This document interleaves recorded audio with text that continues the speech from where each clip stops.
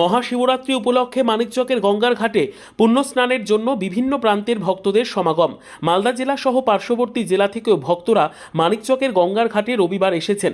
হাজার হাজার ভক্ত গঙ্গা নদীতে স্নান করার পর সেই জল তুলে পায়ে হেঁটেই মন্দিরের উদ্দেশ্যে রওনা দিচ্ছে। বহু মানুষের সমাগমকে মাথায় রেখে পুলিশ প্রশাসনের তরফে যথাযথ নিরাপত্তা ব্যবস্থা করা হয়েছে।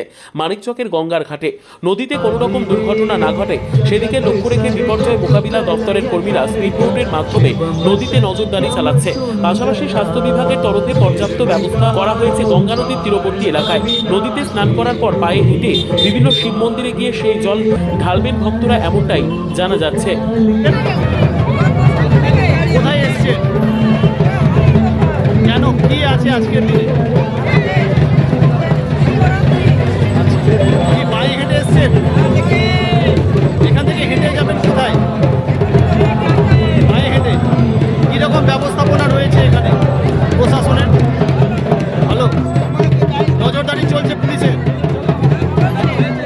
কোনো অসুবিধা হয়েছে আপনাদের স্নান করতে? বা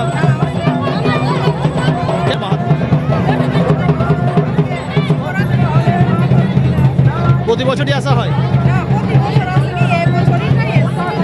আপনার নাম?